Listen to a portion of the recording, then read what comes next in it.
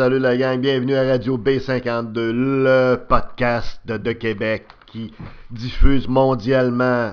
Continuez à nous écouter, nos chiffres grossissent, augmentent vertigeusement, devenons viral. À la gang, on va réussir, ça va super bien. Je vous en remercie d'ailleurs toute la gang. Night Train au micro. On passe ça avec notre sujet, l'économie des États-Unis est dans la marde. Les États-Unis d'Amérique, oui, notre voisin du Sud, là. Très précaire situation financière, finances publiques du gouvernement. Quand on se compare avec le Canada puis le Québec, on se dit qu'on n'est pas tout seul à être dans le schnook. Ils sont vraiment mal pris. Et je vais vous exposer en quelques chiffres. Désolé pour les statistiques. J'essaie de mettre le moins de statistiques possible, mais il y a quelques chiffres révélateurs.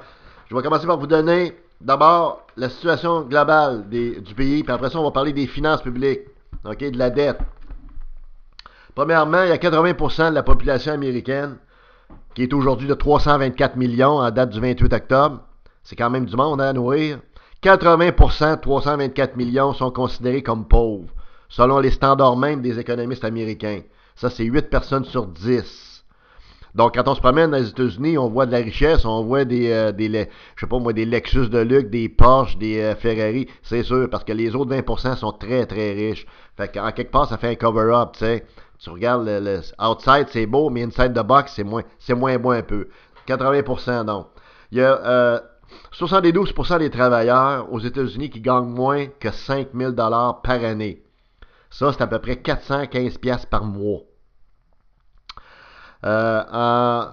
Depuis l'an 2000, l'inflation cumulative a dépassé 50%. Donc, si vous regardez ça sur une période de 16 ans, ben, ça veut dire que le prix des biens et des services augmente pendant que les salaires, eux autres, non seulement ils baissent ou ils stagnent, mais ils disparaissent parce qu'il y a eu des pertes d'emploi massives, là comme ailleurs. En 2014, il y avait, tenez-vous bien, 46 millions d'Américains qui bénéficiaient de ce qu'ils appellent les bons d'alimentation. Ça veut dire que c'est du monde là, qui font à fil des line-up, comme on voyait là, au 20e siècle, là, après la guerre, la Deuxième Guerre mondiale, les gens qui font à fil pour aller chercher un bout de pain, un bout de viande, un crouton pour manger, pour pas crever de faim. 46 millions. Autre statistique macro très importante pour compléter le portrait. 94 millions d'Américains sont en dehors, statistiquement parlant, de la population active. Ça, c'est très grave parce que quand vous calculez votre taux de chômage dans un pays, ben vous le calculez sur la base de ce que vous estimez être la population active. Donc, si vous crissez dehors 94 millions de personnes sur 324 millions qui vivent dans votre pays en dehors de la population active, ben, vous aurez compris comme moi que ça va vous donner un taux de chômage qui est non réaliste, qui est inexact, qui n'est pas objectivement vrai. Ça va donner un taux de chômage qui va être beaucoup trop optimiste, jovialiste. Comprenez-vous? Alors ça, c'est la façon dont ils se comportent là-bas sur le plan des statistiques. Il y a ben des pays actuellement, en terminant sur le portrait macro des States, il y a bien des pays qui récupèrent depuis 2 ans surtout l'or qu'ils avaient de stocker dans la Réserve fédérale et aux États-Unis. Et ça, c'est un indice précurseur que les pays en question, qui sont quand même des pays riches, ne voient pas de très bon œil l'avenir économique des États-Unis d'Amérique. Et je le dis avec beaucoup d'amertume dans mon âme et de tristesse, car j'adore les Américains, j'adore les États-Unis. Hein, c'est le pays d'un sport que je vénère qui s'appelle le football. Les beaches, les Américains sont le fun, j'ai de la famille qui reste là. On les aime, les Américains. Mais ce qu'on vous parle aujourd'hui à B52, c'est des vraies affaires. Les stats que vous venez de comprendre, que vous venez d'entendre, ben, ça vous révèle déjà une situation qui est très difficile aux États-Unis d'Amérique, malgré les apparences. Lorsqu'on regarde ce qui se passe à la télévision, lorsqu'on visite des villes avec des gros chars, des grosses maisons, puis des grosses payes. Mais derrière le miroir, il y a une autre situation qui est celle que je viens de vous dire. Mais tenez-vous bien, là, je vais vous parler de la situation de la dette, des finances publiques américaines, de façon plus spécifique. Attachez vos culottes, attachez vos trucs, là. On passe ça. La dette américaine, quelques chiffres. La dette américaine est actuellement de 19 trillions. OK? 19 trillions, mes amis, ça, c'est 1000 milliards. 1 trillion. 1000 milliards. Donc, vous en avez 18 000 milliards de dettes. OK? 1 trillion, pardon, c'est 12 zéros après le point.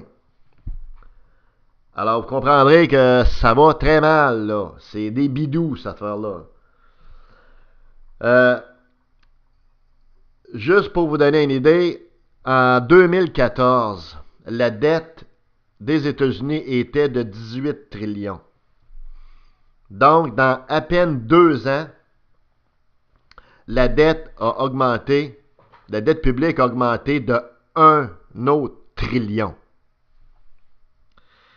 Et pour mettre les choses en perspective, des fois c'est le fun, hein? Je vous avais dit dans les podcasts antérieurs que le passé souvent nous révèle davantage de réponses quant à une problématique ou à une situation présente. Ben là, on va mettre en perspective les patentes.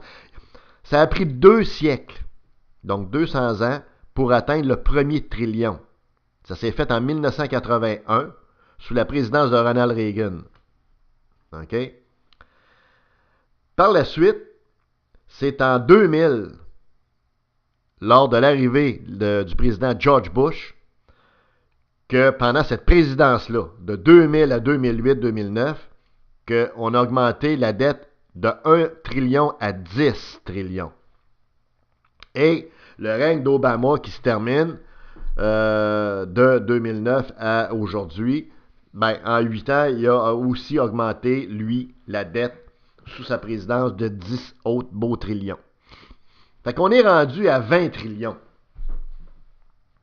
Et dans les dernières, je dirais, 20 années, ça a cogné dur, ça a pesé sur le gaz sous les présidences de Bush.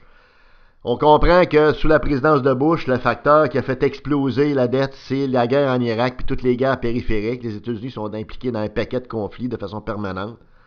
Sous Obama, ça a continué, en ajoutant aussi les programmes comme Obamacare, ces choses-là. Donc, au total, on se retrouve avec une situation qui avoisine les 20 trillions de dettes aux États-Unis d'Amérique.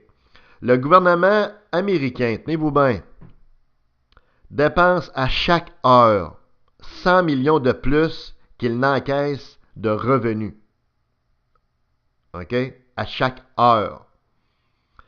Et le problème là, qu'ils ont, c'est qu'ils n'ont aucun mécanisme, ni constitutionnel, ni politique, ni administratif, rien pantoute, pour stopper leurs dépenses.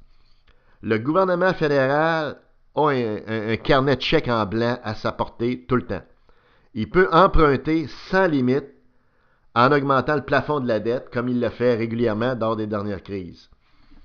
Parce que ce qui arrive à un moment donné, c'est que ça va tellement mal qu'il y a une crise. La dernière, une crise financière. C'est-à-dire que la dernière, c'est en 2015.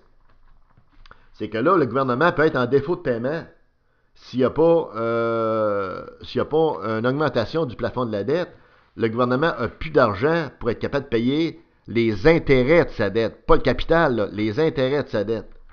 T'sais, parce qu'il faut bien comprendre là, que le gouvernement, lorsqu'il augmente le plafond de sa dette, c'est pour se donner une marge de manœuvre pour être capable de payer principalement les intérêts de sa dette. Donc, c'est comme si vous prendriez une carte de crédit ou une deuxième carte de crédit pour payer les intérêts de votre hypothèque résidentielle ou commerciale.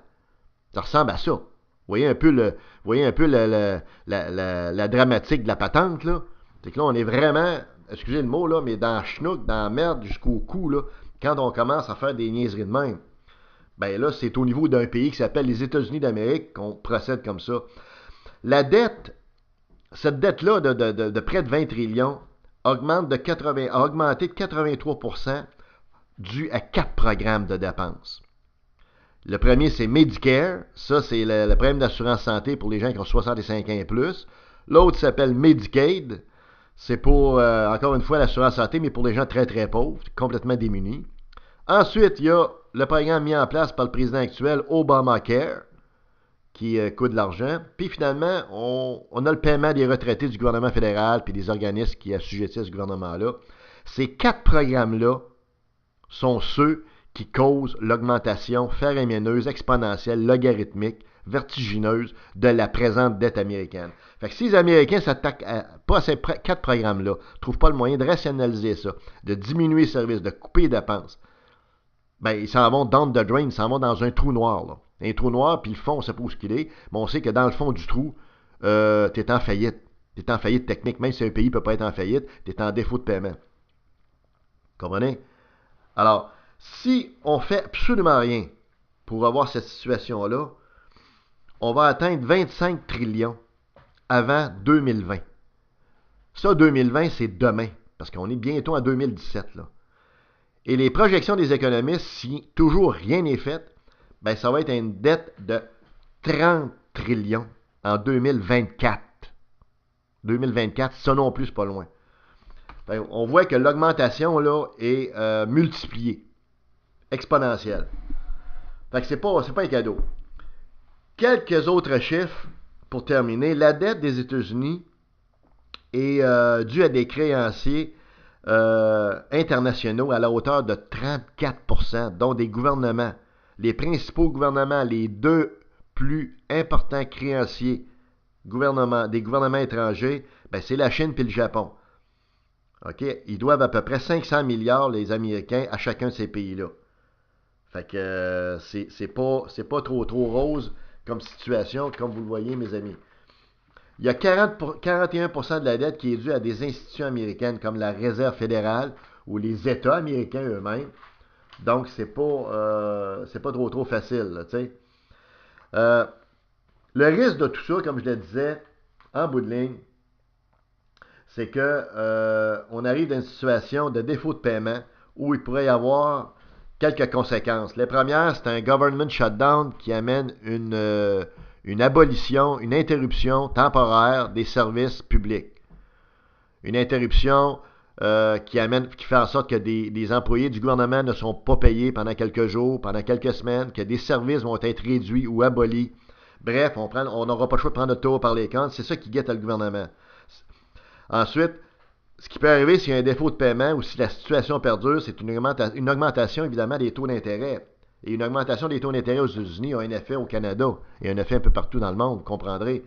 Tu sais, c'est toute une chaîne, on est tous interdépendants maintenant. Là, on ne vit plus dans un monde séculaire, comprends-tu? Chacun dans notre confessionnal, là, on n'est plus dans ce monde-là. Là. Fait une augmentation des taux d'intérêt aussi qui peut être provoquée par cette situation-là. Et ça pourrait amener aussi un défaut de paiement, une panique financière ou en tout cas une nervosité financière.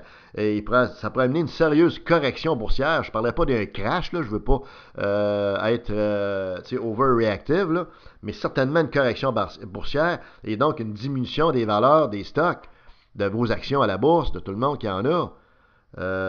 Et les estimations de correction boursière suite à un défaut de paiement, à ne rien faire aux États-Unis sur le plan de leurs finances, ben on parle de peut-être 45 à 50%. OK? Fait que si vous avez un portefeuille, je sais pas, moi je lance un chiffre de 50 000 ou de 10 000 ben ça va être 25 000 puis 5 000 Ça va dropper solide, puis en fait, ça peut dropper beaucoup plus que ça. Parce que si vous avez des titres qui sont plus volatiles, en plus de ça, ben ça va dropper encore plus. Bref, la situation des Américains est catastrophique sur le plan de leurs finances publiques. Ça ne paraît pas. Hein, quand vous écoutez ABC, vos nouvelles, vos sports, vos affaires, ça ne paraît pas pantoute. Les gens sont bien habillés, des belles cravates, des habits Hugo Boss de 5000$. Et ce qui est particulièrement fascinant, tristement bizarre, c'est de voir les deux candidats actuels, Donald Trump et Hillary Clinton, dans les 3 débats qu'ils ont faits, parler d'un paquet d'affaires qui n'ont aucune importance sur ce qui est le plus important pour le citoyen ordinaire. Ce qui est le plus important pour un citoyen d'un pays, que ce soit aux États-Unis, ici ou ailleurs, c'est quoi, non?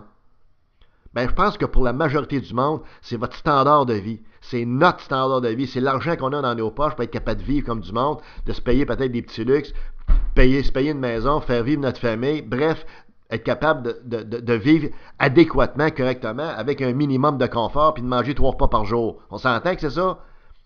Donc, puis ça, c'est quoi qui fait ça? Qui nous apporte ça? C'est ce qu'on appelle l'économie. Là, je viens de vous parler de finances publiques puis d'économie, qui sont dans un état délabré, déplorable, complètement scrappé aux États-Unis. Or, les deux candidats à la présidence, j'ai regardé les 3 débats, je me suis forcé à les regarder jusqu'à la fin, parlent à peu près pas d'économie.